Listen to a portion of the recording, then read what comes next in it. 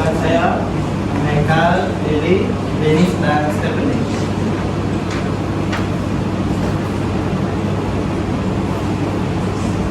Objektif pembelajaran untuk subjek ini adalah untuk menganalisis berbagai situasi untuk mengatasi bentuk-bentuk gangguan seksual. Itu yang pertama. Jadi yang kedua adalah untuk merumuskan langkah-langkah keselamatan dan tindakan proaktif yang perlu diambil sekiranya pelaku atau menyaksikan gangguan seksual. Untuk hasil pembelajaran, murid akan dapat mengenal pasti 3 bentuk gangguan seksual, iaitu fizikal, lisan, dan bukan lisan, berdasarkan analisis situasi yang dipaparkan dalam setiap situasi. Hasil pembelajaran yang kedua adalah murid dapat menyenaraikan sekurang-kurangnya 2 langkah yang sesuai untuk mengatasi situasi gangguan seksual semasa perbincangan dalam kumpulan. Dan bahan pengajaran dan pembelajaran yang digunakan hari ini adalah buku teks Jagalah Diri, itu gangguan seksual tahap 4 tadi, infografik yang disediakan dalam slide, gambar dari buku teks yang telah di-print, LCD ataupun slide, dan set kad simulasi yang akan diberikan kepada murid-murid sebentar saja lagi. Jadi aktiviti PAK 21 yang dipilih adalah number heads together dan think, pair, share. Itu saja daripada saya.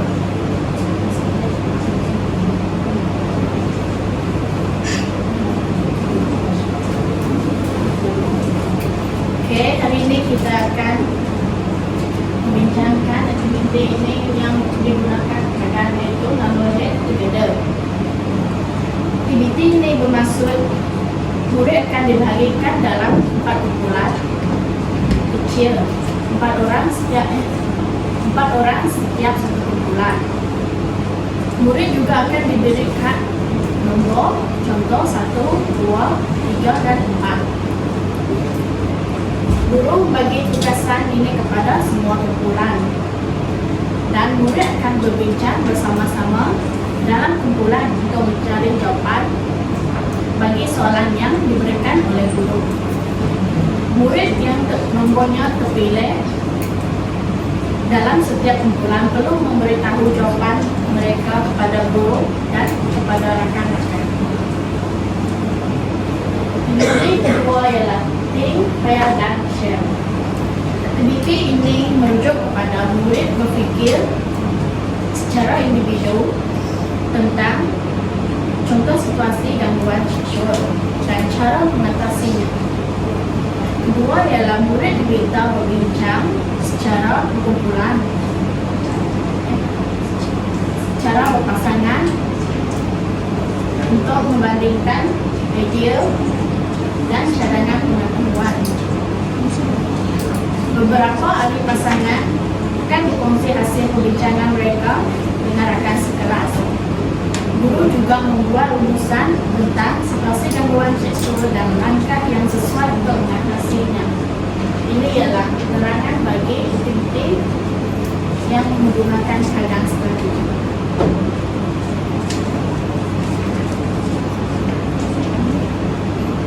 Gangguan seksual ini ialah bermaksud perbuatan, kata-kata atau tindakan yang tidak sesuai yang dibuat oleh seseorang individu yang merasa takut dan terancam. Gangguan seksual ini berlaku dalam beberapa bentuk seperti gangguan secara lisan, gangguan secara bukan lisan, dan gangguan secara fisikal. Gangguan lisan ini ialah membuat komen yang tidak sopan tentang tubuh dan tubuh badan seseorang dan mengusik seseorang dengan cara yang membuat dia merasa tidak selesa. Ini berlaku melalui kata-kata atau percakapan. Manakala gangguan secara bukan lisan pula ialah berlaku melalui perbuatan atau isyarat tanpa bercakap. Contohnya, membuat isyarat benda yang tidak sopan dan menunjukkan gambar atau bahan yang tidak sesuai kepada seseorang. Ketiga ialah gangguan secara ini berlaku apabila seseorang menuntut orang lain tanpa kebenaran. Contoh situasinya ialah menyentuh bagian badan seseorang tanpa izin dan memegang, memeluk atau mendekati seseorang dengan cara yang membuatnya tidak selesa. Ingat murid-murid, semua orang mempunyai hak untuk merasa selamat dan dihormati. Dan seluruh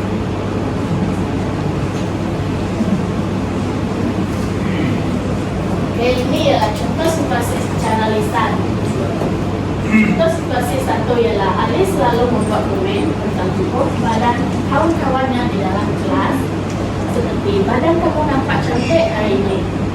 Kawan-kawannya pun merasa malu dan tidak selesa tentang perkara tersebut.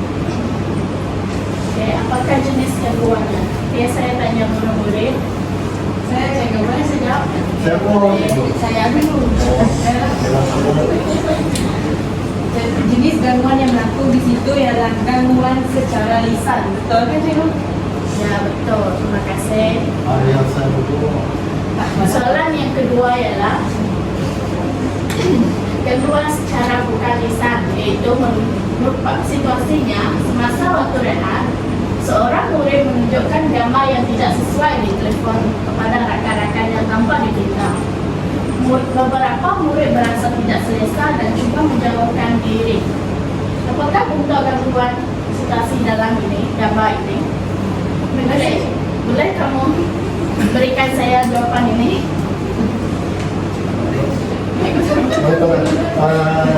Itu adalah gangguan bukan lisan.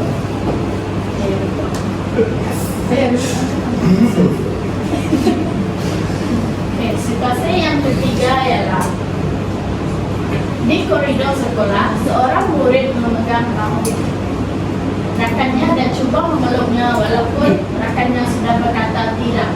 Rakannya merasa takut dan tidak selesa. Apakah jenis gangguan yang berlaku di situasi yang ketiga? So, jenis gangguan ini adalah gangguan bukan lisan saja. Tahu tidak? Kenapa kamu jawab? Seperti contoh gangguan bukan lisan saja. Oke, tempat duduk, boleh duduk. Saya lagi lah. Bawa kamu nih. Ada lagi yang Nanti sebagai apa? ya, Oke. seterusnya ialah cikgu akan memberi kamu langkah dan tindakan yang perlu diambil ketika kamu menghadapi situasi seperti kamu ternampak kawan kamu diganggu oleh orang lain ataupun kamu sendiri yang kena. Okey. Langkah pertama ialah katakan tidak dengan tegas jika kamu merasa tidak selesa ditegur ataupun diganggu orang lain. Yang kedua ialah jauhkan diri daripada situasi tersebut dengan segera.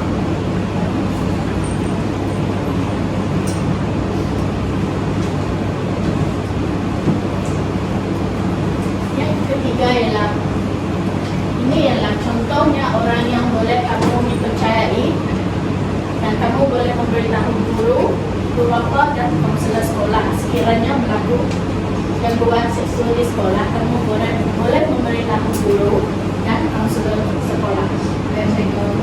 Keempat ialah berkongsi dengan orang yang paling dipercayai untuk membantu kamu menyelesaikan masalah tersebut.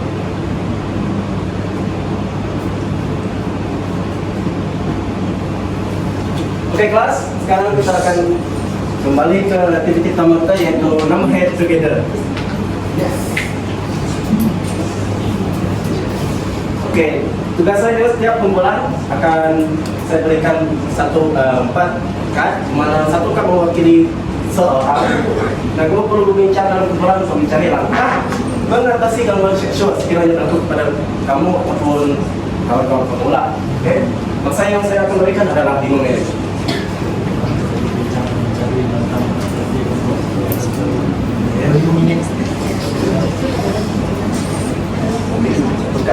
Tukar saja kerja dulu.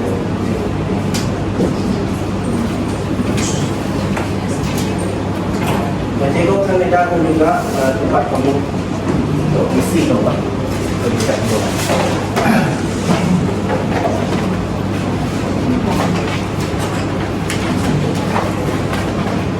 Yang beda saja.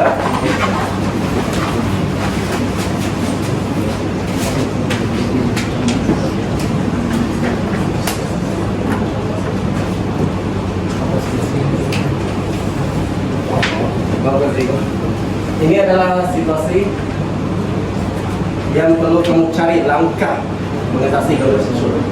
Melihat yang pertama adalah menyentuh badan pelajar perempuan. Kedua dalam menerima mesej yang tidak sopan atau tidak senonoh. Tiga dalam mengajak pelajar tentang pertemuan berdoa pada waktu malam. Betulkah, Terry? Bolehkah kita ajak perempuan? Boleh. Boleh kan? Boleh. Bolehkah? Tidak boleh. Itu akan. Oh, minta pelajar perempuan ketika bersendirian, boleh kan? Tidak. Valentine boleh kan? Minta pelajar perempuan? Tidak boleh kan? Tidak. Oke, berdasarkan situasi ini, kamu carilah ya, langkah mengatasi situasi 1, situasi 2, 3, dan 4 ini dalam kepala. Cikgu Denis. Kami kena buat penindakan. Saya. Situasi 1, kamu boleh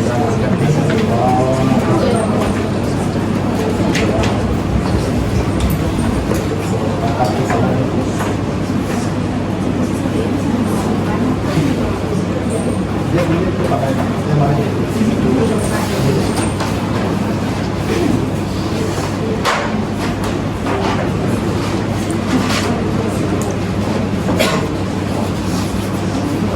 boleh semua? Boleh. Cikgu apa masih meminta? Minta adalah dia tengok dia perempuan dari jauh. Boleh pernah macam itu kan? Tak pernah. Tak pernah. Bagus.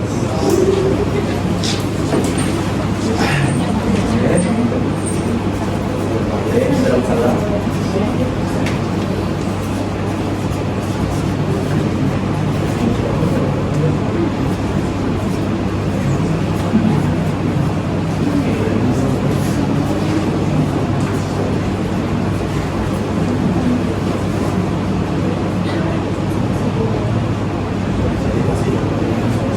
Semua situasi.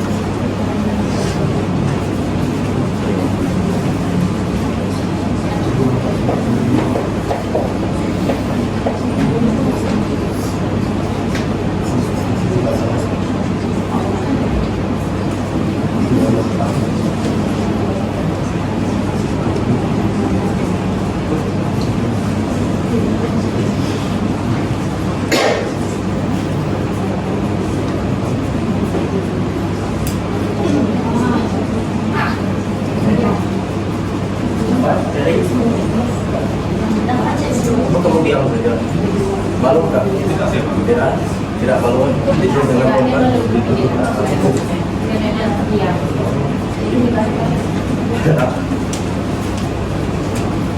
Boleh tidur sebelah. Kalau boleh tidur, Kita sama rumah.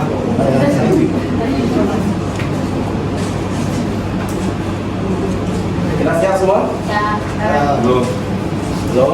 Sekejap Oke. Satu minit lagi. Ya. Oke, sekarang cikgu akan berikan kamu dalam satu surat ini ada kad yang mewakili nomor 1 sampai 4. Oke.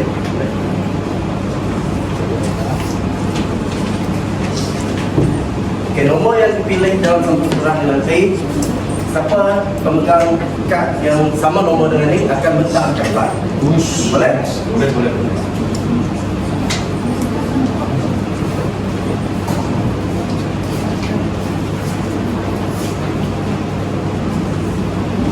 Oke, mana kamu sama?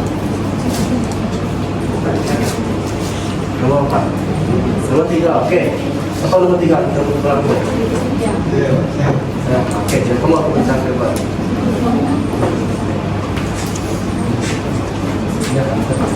Beri bukan?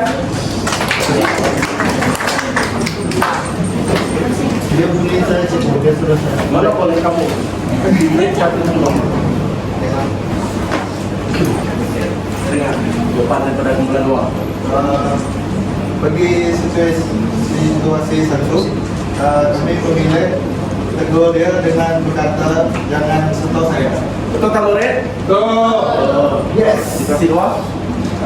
Bagi situasi dua, kami memilih untuk buat laporan polis. Betul tak semua? Betul. Bagi tiga? Seperti situasi ketiga, ada pelajar perempuan untuk buat malam kami memilih saya akan pergi seorang diri karena takut dimarahi. Salah. Hah? Salah. Ya, mana boleh kamu pergi? Kau ada robol kamu macam mana? Sebab tu kan kamu tak pergi di tempat tu dan beritahu ibu bapa kamu ataupun guru. Faham? Faham, cikgu. Kesimpan? Kami memilih untuk beritahu guru atau rekan. Okey, betul. Beri tepukan untuk kamu. Mana tu? Kamu Okey lah. okey. Okey. Beri tepukan untuk Terry.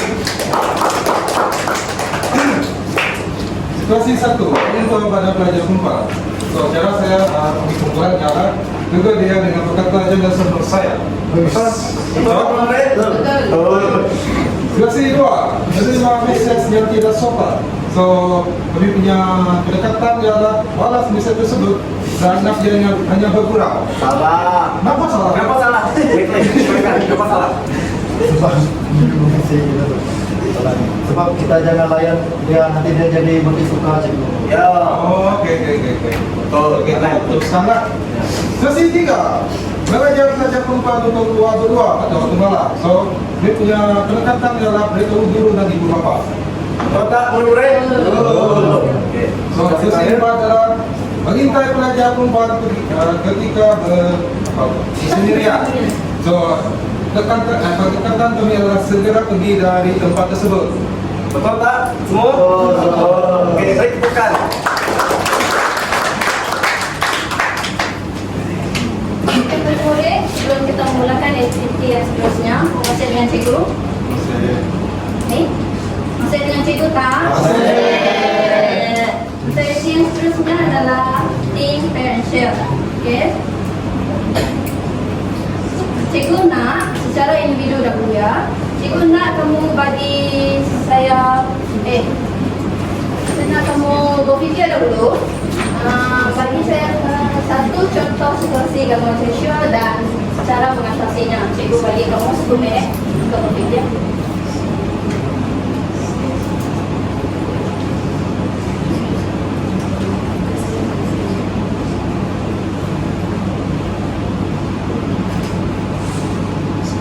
Minit saja ya.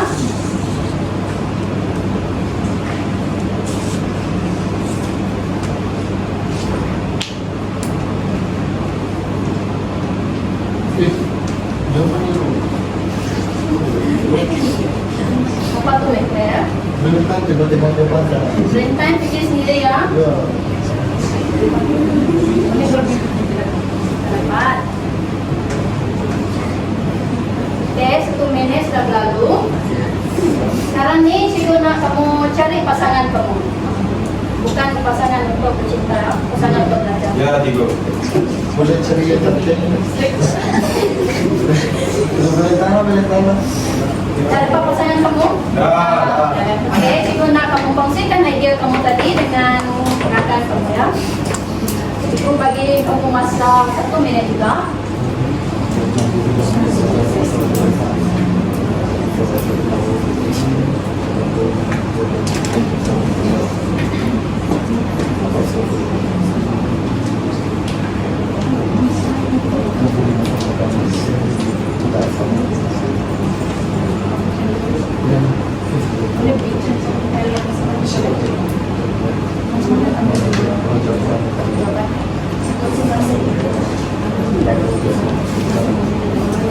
Sudah? Sudah kamu tulis itu? Belum.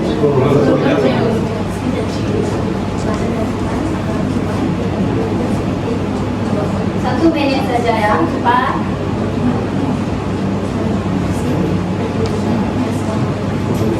Oke, 1 menit sudah berlalu. Cikgu nak pilih secara random pasangannya. Kumpulan medley boleh kongsikan dengan rakan sekolah. Jawapan kamu berdua. Bagi situasi memegang tangan rekan perempuan tanpa izin, Cara kamu akan dia? dengan memberitahu muka guru. Betul. Oke, pandai. Oke, so yang seterusnya cikgu nak kumpulan Nisa boleh? Seorang rakan sekelas memegang bahu atau tangan tanpa kebenaran walaupun mangsa sudah menunjuk kata tidak selesa. So, cara komunikasi, jauhkan diri daripada individu tersebut. Betul tak? Betul. Okey. So, cikgu akan tanya kamu 2 soalan saja. So, cikgu akan pilih ha. Dah bersedia? Sudah. Okey, nampak belum? Okey. Untuk soalan yang pertama dulu, Valentine boleh berdiri. Adakah menyentuh seseorang tanpa izin termasuk gangguan seksual? Ya, kerana menyentuh tanpa izin, ya, boleh membuat seseorang merasa tidak selesa dan melanggar batas pribadi. Betul tak? Betul. Okey. Untuk soalan yang terakhir, cikgu pilih Anissa. Jika seseorang mengata tentang tubuh badan orang lain sehingga orang itu tidak merasa selesa, betul tak? Adakah itu gangguan seksual juga? Ya, kerana menyentuh orang sepatutnya tidak. Ya, betul. Kita tak boleh sentuh orang tanpa izin. Okey, pandai. Yes.